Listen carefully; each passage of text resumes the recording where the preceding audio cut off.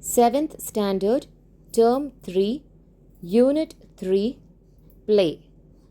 Jane Eyre. At Gateshead. Jane Eyre is 10 years old. Both her parents are dead. She lives with her aunt, Mrs. Reed, and 3 cousins, Eliza, John, and Georgiana. Bessie is the servant maid. Bessie: Miss Jane, keep out of mischief today. Mrs. Reed is in a frightful mood at breakfast this morning. Jane: Oh, she never takes notice of me any more. I think she hides in the sitting room if she hears me coming down the stairs. Bessie: I am speaking of Miss Georgiana and Eliza.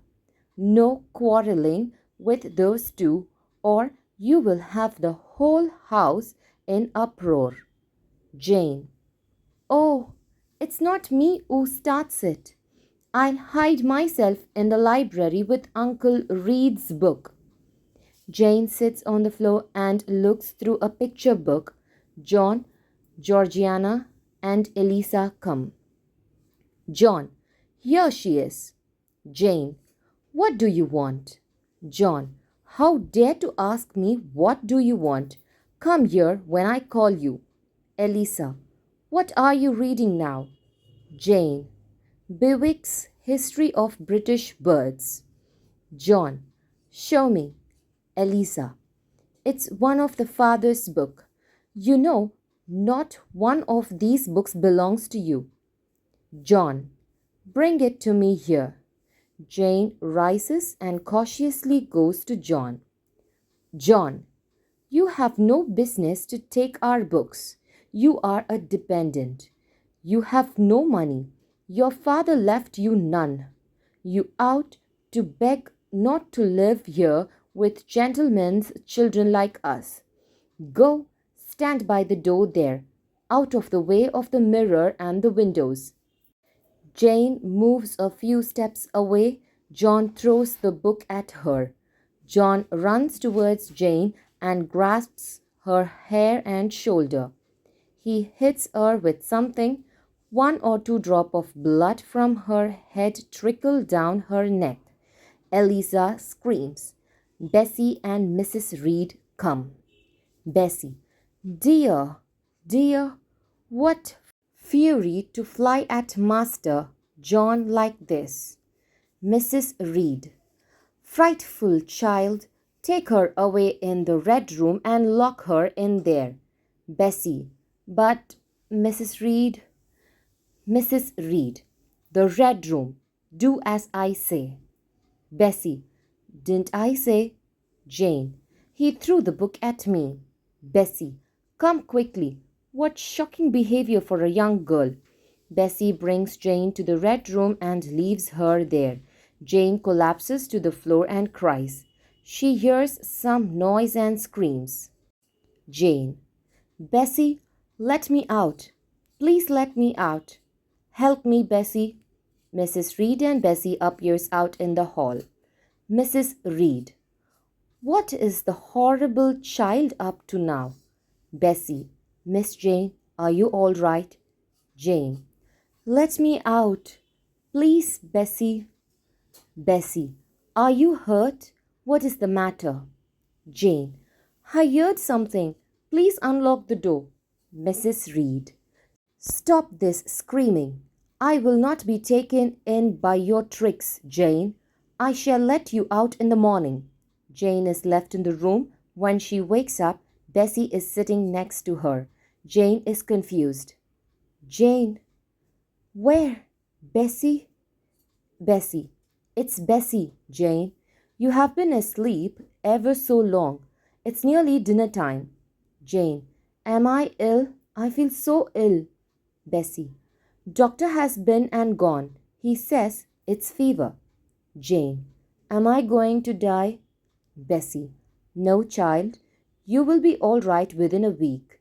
You fell sick in the red room with crying, I suppose. Jane: It was not crying, Bessie. I heard some noise. I saw something.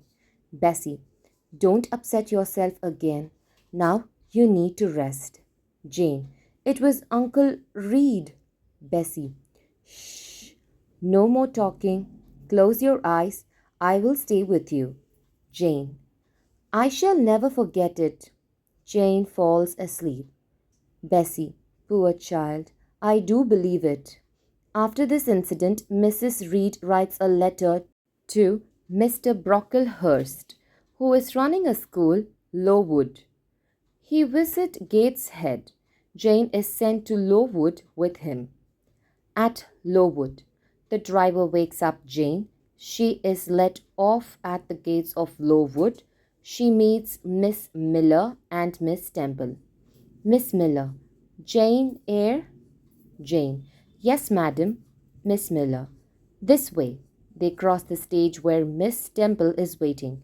Jane enters a dark stone building. All are quiet.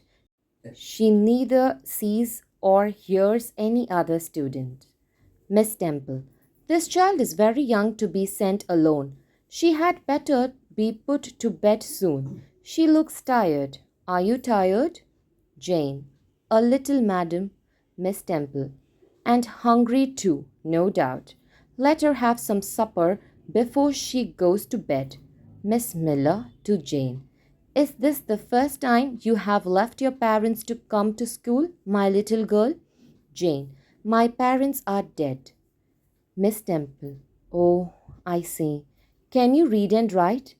Jane, yes, madam. Miss Temple, and sew? Do you sew? Jane, a little. Miss Temple touches her cheeks gently.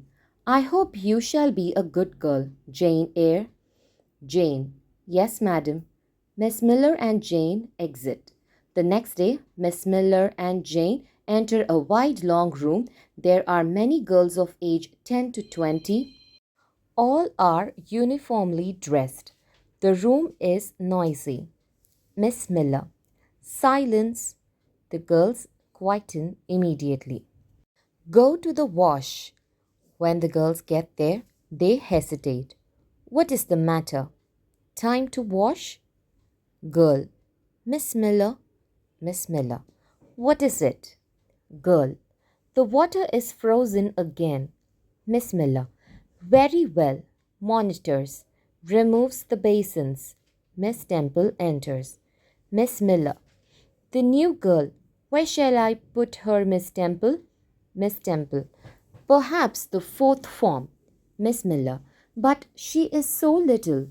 Miss Temple, she can read and write. I think she will do well there. Miss Miller, yes, Miss Temple. Jane is put in Form 4. After lunch, Miss Miller asks the girls to go to the garden. Miss Miller and Miss Temple exit and Helen enters, sits and reads a book. Jane, is your book interesting? Helen, I like it. Hands it to her. You may look at it. Jane. Jane looks at the book. I think it is too difficult for me. Returns it. Helen, you read one of your age. Jane, my name is Jane Eyre. What is your name? Helen. Helen Burns. Jane, can you tell me what's the writing on the stone over the door means? What is Lowood Institution? Helen, this house where you have come to live. Jane, and why do they call it institution? Isn't it any way different from other schools? Helen, it is partly a charity school. You and I and all the rest of us are charity children. I suppose you are an orphan. Aren't either your father or your mother dead? Jane, both died before I can remember. Helen, well, all the girls here have lost either one or both parents. This is called an institution for educating orphans. Jane, are you happy here? Helen, you ask rather too many questions. I have given you answers enough for the present. Now I want to read. Jane leaves Helen. Spring has started. Semi-starvations and neglected colds have predisposed most of the students to receive infection. 45 out of 80 girls lay ill at one time. Helen is also ill. Jane goes to meet Helen in Miss Temple's room. Jane. Helen, are you awake? Helen. Face is pale but composed. Why have you come here, Jane? It is past 11 o'clock. Jane. I have come to see you, Helen. I have heard you are ill, and I cannot sleep until I speak to you. Helen. You have come to bid me goodbye. You are just in time, probably. Jane. Are you going home? Helen. Yes, to my long home. Last home. Jane. No, no, Helen. But where are you going, Helen? Do you know? Helen. I believe. I have faith. I am going to God. How comfortable I am. The cough has tired me. I feel as if I could sleep. Jane. Good night, Helen. Helen. Good night, Jane. Helen dies that night. The school improves. Jane spent 8 years in the school, 6 years as pupil and 2 years as teacher. Jane wants liberty and becomes half desperate. She advertises in the Herald for situations. A week later, she has received a letter from Mrs. Fairfax Thornfield. Jane leaves Lowood and goes to Thornfield. At Thornfield, Mrs. Fairfax. How do you do, my dear? I am afraid you have had a tedious ride. You must be cold. Come to the fire. Do sit down. Jane. Thank you, madam. Don't trouble yourself much. Mrs. Fairfax. Oh, it's no trouble. You have brought your luggage with you, haven't you, my dear? Jane. Yes, madam. Shall I have the pleasure of seeing Miss Fairfax tonight? Mrs. Fairfax. Miss Fairfax? Oh, you mean Miss Adela? Adela is the name of your future pupil. Jane. Indeed. Then she is not your daughter? Mrs. Fairfax. No, I have no family. She is Mr. Rochester's ward. But I will not keep you sitting up late tonight. Come, I will show you your bedroom. Jane takes rest and sleeps well at night. She wakes up early in the morning and goes out for a walk. Mrs. Fairfax. What? Out already? You are an early riser. How do you like Thornfield? Jane. I like it very much. Mrs. Fairfax. Yes, it's a pretty place. Miss Adela comes running up the lawn, followed by her attendant, Miss Varens. Mrs. Fairfax. Here she comes. Good morning, Miss Varens. Miss Varens. Good morning, Mrs. Fairfax. Mrs. Fairfax to Adela. Come and speak to the lady who is going to teach you in future. Miss Adela. Good morning, Miss Jane. Jane. Good morning. Come here. Adela crosses to her. You are beautiful. Tomorrow we will begin our lessons and learning. Miss Adela. Our learning? Jane. Yes, we will take walks through the fields that surround Thornfield, and we will learn about nature, animals, and the flowers. We will study all we can that isn't in books and all we can that is. And we will paint. Miss Adela. Paint? Miss Jane? Jane. Yes, paint. I believe that art is the window of the soul. Do you like to draw, Miss Adela? Miss Adela. Yes, Miss Jane, I do it all the time. I can sing and dance also. Shall I? Miss Fairfax. Adela, you have many weeks and many months to entertain Miss Jane. Now you go to your room. Jane. Yes, I will look forward to the entertainment eagerly. Miss Varens and Adela leave. Jane starts teaching Adela and leads a new life in Thornfield. By Charlotte Bronte. Glossary. Mischiefs, annoying behaviors, uproar, a situation in which people shout and make a lot of noise. Dependent, a person who requires support. Screams, loud and high cry. Collapses, falls or become unconscious. Frozen, absolutely still.